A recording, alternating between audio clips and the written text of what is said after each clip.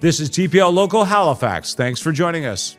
Today, we're going to talk about getting into the great outdoors this summer. We are going camping. Jim Lang joining me to talk about this. Hey, Jim. Hey, it's summertime. It's Canada.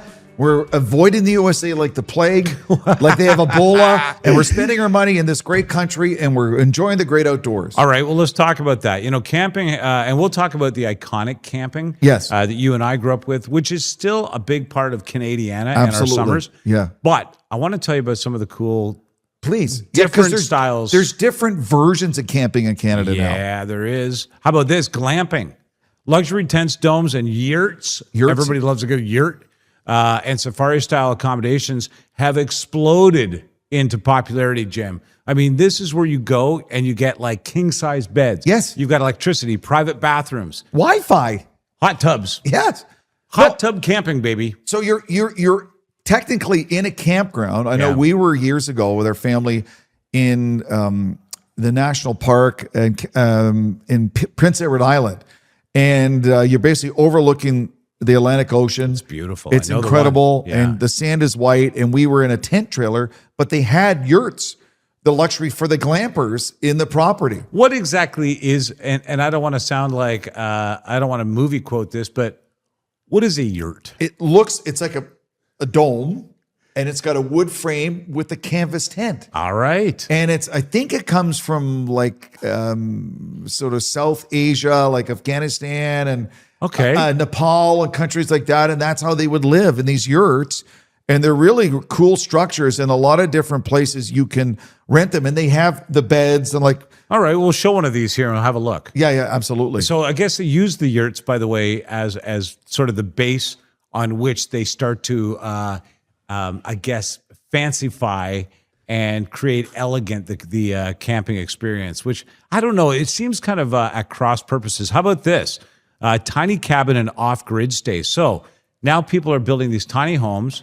They operate on solar. Yep. They're completely off the grid, but you do have power and you do have access to water and things like that.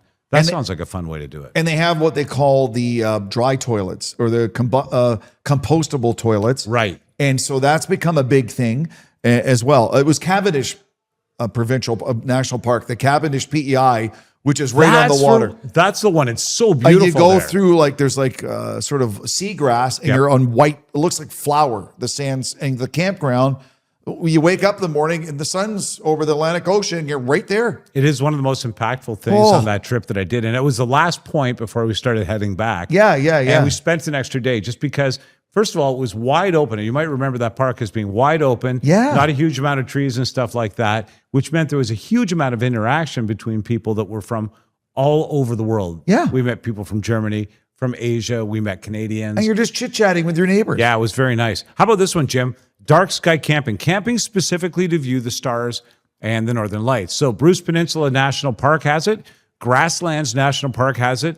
And I mean, the people who really want astrophysics and a look at what's going on in our astrology. Well, I would take a trip to the Yukon and camp up there. I said astrology. It's astrophotography. Oh, excuse me. But I would think camping in the Yukon in the summer. I mean, first of all, just incredible beauty. But yeah, you would have a great opportunity to see so much up there that you wouldn't. Except I don't know that you see the stars in the summer there. Because it's sun so far. Yeah, they get a lot of sun there. Yeah. So you get more sun. That's the only star that you really see, I think, for the most part. Oh, right. But in a lot of the parts of, as you head north in Ontario. Yes. Yeah, absolutely. As you head north in Manitoba. Quebec, places like that. Quebec's Newfoundland, maybe. Yeah, as you said, not too far north, not to the Arctic north, but there are some. Okay, that's a good one. I didn't know about that. I would love to do that. By the way, you can do your astrology while you're doing it. I know that had to make our producer laugh. Of course, farm camping is something people are starting to do. Stay and work on a farm. Yep, you set up. They often have yurts, in fact. But throughout the day, I love this idea. Throughout the day, you get to care for animals. Oh yeah, tend to fields. You know what? It actually feels a little Tom Sawyer-ish to me in the sense that, yeah, I mean, if I had a farm, I might set up a camp to get people to come and work for free as well. Yeah. But people love it. You learn about agriculture, farm to table eating, It's a very cool idea. And for a lot of people, without the ambient light, when you're on a farm property, the stars at night in the summer, God. like you see everything. Sunsets and sun. Yeah, You're up with the sun on a farm, that's for sure. Yeah. Nordic and winter camping is something we're going to get to at another time in the future. However, I will say this, much like the summer camping, certain parks that have it fill up quick. And we'll tell you later on in the show how you start to book those, certainly in Ontario and other parks. This is a good one. Bubble camping. You sleep in a transparent inflatable dome, Jim, under the stars. Oh, really? Oh, that's fantastic. You get a full view. I thought you were talking about the boy in the bubble. Yeah, it is that. You're allowed to go outside the bubble, though, however, John Travolta reference. But it's quite nice because you're outside, you get to enjoy. And of course, in some of the places where you want to enjoy the stars at night, what comes with nighttime? Bugs. Mosquitoes and bugs. Yeah. So you get freedom from that and still get a full view of the sky. Hobbit house camping. Underground and earth-sheltered structures inspired by the fantasy stories are popping up across Ontario and Quebec. So if you want to camp like a hobbit. Okay, a quick tip. You mentioned the bugs. Our family got this thing called a thermocell. You can get it at Canadian Tire and that. It's about that big. It's a game changer when it comes to bugs when you're outside in the summer. I have to endorse this. Oh. Were you skeptical? Oh, well, I'm like, oh, well, okay. I'm totally skeptical. Yeah. Well, guess what? It works. So anyway, having said that, there's a good endorsement. We should be selling that. Floating tent camping. Imagine sleeping on a raft anchored in the middle of the lake. And this is very popular. Okay. Now that's a great concept because a lot of people, just the gentle rhythm, especially lakes in the summer in Canada, very still at night. And there's something very peaceful about it. You can camp in a converted train car. You can camp in a lighthouse in Canada. You can go alpaca camping. Now, the lighthouse one, I think, would be fantastic. I think so, if you think about the Pacific and Atlantic Ocean and all that, that would be really cool. And, of course, they're always in dramatic scenarios. I mean, you get a lighthouse where there's drama right at the ocean side. Dark sky and UFO camping. Some campgrounds are marketing themselves now as good places to see UAPs, or as I used to call them, UFOs. Grasslands National Park again, and that's Saskatchewan, correct? Areas around Grasslands National Park and parts of Northern Ontario attract these visitors. I think you're right, Jim. Abandoned ghost town camping is another one that I thought was kind of cool. Oh, yeah, that's a big thing. It is, and that's happening in different parts. Mountain scenery camping, of course, is a big one. And one of the other ones that kind of freaked me out a little bit was fire lookout tower camping. Oh, so you might recall in the deep forests of many parts of Ontario and throughout Canada, there are forest fire lookout towers. And they would hire students for the summer basically to look for them. Right. And so essentially now those have been converted into camping locations. Wow. Yeah. Make sure you don't turn over too far out of your sleeping bag. That's well, they usually have pretty good railings in the top there. Okay, I'm glad to hear that. Let's kind of switch gears for a second and talk about where to camp and how to camp, because there are amazing places across the country people can go to camp, but you need to book it and you need to be ready to do this. For instance, we have some friends, our family, who go to Algonquin Park every year. If you're going to a big national park like that, Fundy National Park, New Brunswick, Algonquin Park, Ontario, some of the big ones in Canada, especially along the Pacific coast, you have to book early. But if you take time and go to your local park's website, depending where you live in Canada, you can pick a place, whether it's just a one tent setup for a couple people or a single person, whether it's a tent trailer, depending on what you have. And you just look at the different camp. We're blessed in Canada with so many parks and campsites, provincial parks and national parks, that have groom sites with water, with bathrooms, and you just go on the website, pick your dates, pick your location, and book it. Like I just went for a lark online to Agawa Provincial Park, which is on Lake Superior near Thunder Bay, where you guys were there recently, at $38 a night, and it's perfect for one tent, and you have the picnic table, the area to park your car, and the ubiquitous Canadian campsite fire pit. I love those. Yeah. And Jim, I have like an affinity for those fire pits. The half barrel rounded, squared off at the front's got a grill on top of that. You can cook anything on it and you get heat and everything. Jim, I honestly believe society, that was a high water mark in society when we put those into our provincial parks, and we are struggling to find another one of those high water marks ever since. It is Canadian iconic classic barbecuing outdoors. I want one. Well, now it's funny you say that. There are companies that agree with you, and there's different companies in Canada who are taking metal, scrap metal, and making them for sale for people. So, because a lot of people, if you think about, homes don't have massive yards anymore. This is a lot safer. It's very contained because you think about the size of your campsite in a campground. It was meant to be safe and contained. Contained. You can have your fire, you can have your grill, but everything's within the metal and less chance of stuff flying in your property and that. So there are now places in Canada, you can look it up if you just, wherever you live in Canada, you just search it, and there's probably a welder or someone making a. I was going to say it's a great craft item, right? Or who has wood stoves would have that for the outdoors as well. Oh, look at us, so close to Father's Day, and this hitting my list late. You know what I remember? It's so funny that you're talking about that iconic.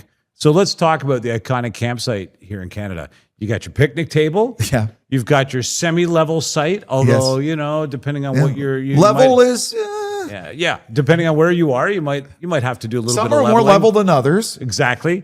And you can tell because those are the ones remaining. Yeah. But having said that, there's a picnic table. You've got the sort of usually a gravel or sand, mainly sand site that you're putting yourself on. Yep. And hopefully a little bit of a greenery around you. And of course, the signs. That's one thing that it's just iconic to me that and they're different from each province. Oh, I didn't know that because in Ontario, we've got the iconic brown sign with the yellow lettering. Yellow lettering that that you're in a provincial park in Canada. And a federal park, a national park, it looks like the sign to a federal building because it's a national building. That's a little sad. It does take the. It doesn't have the warmth of. No, it doesn't have the Canadiana feel to it. I'm going to northern Saskatchewan to this beautiful campsite, provincial park. And that has something. There's something iconic about it. So every province does it a little bit different. That and how Bay they of do Fundy sign made me think, okay, this is where people go to sort mail. Exactly. Yeah. Meanwhile, we're working on an infrastructure project for Mark Carney. All right. Some of the places, if you haven't visited in Canada and you've heard them before, but let's just put them out there again, starting in the west, throughout the mountains, Banff National Park, Jasper National Park, and Yoho National Park. All must-haves for the camper who wants to be out west. Canoe and backcountry. I'm going to sneeze, pardon me. That's okay. Bless you. Pardon me. You want to canoe and head into the backcountry? Algonquin Provincial Park, of course. It's incredible.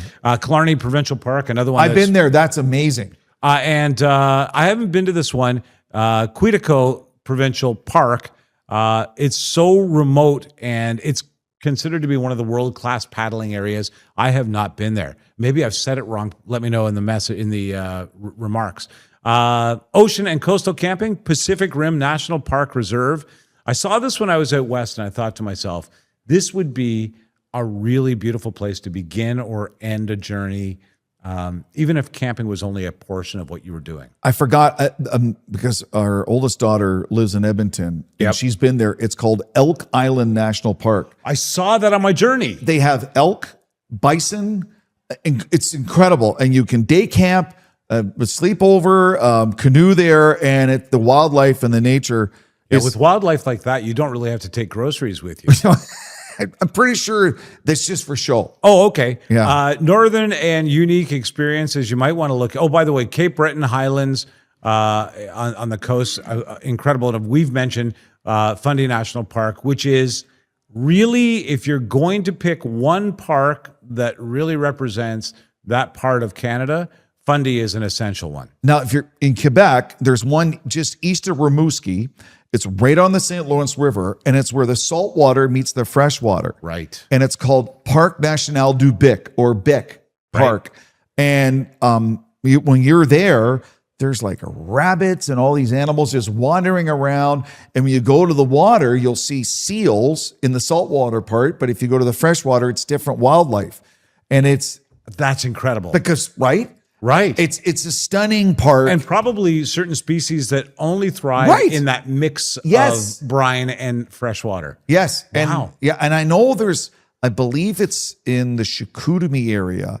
On the Saguenay, there is whale watching parks in Quebec as well, like beluga whales and stuff. So we're spoiled in Canada, the different kinds of parks we can Gros check out. Morne National Park. What about that? Yes. One of Canada's most unique geological sites.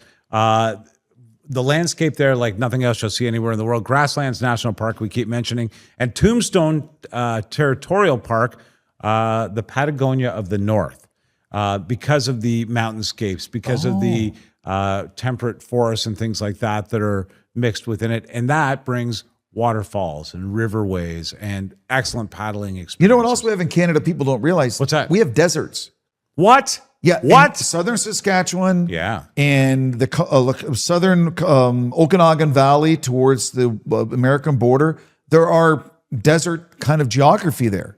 As we made our way through Regina, from Regina into Alberta, we saw the largest inland saltwater body of water in the world. Yeah. And so that's an incredible thing to experience. Much to do, great places to camp. No excuses not to get out there. And in fact, even if you're just saying to yourself, okay, we didn't get to it this year, start planning it now. Oh, yeah. Because you can create a heck of a journey your family will not forget for many years to come. Real quick, here's a tip for a lot of people who don't realize early mid-September, if you can get the time off, that late summer, early fall camping is phenomenal. It's less busy because kids are back in school. So you have more choice at campsites and campgrounds.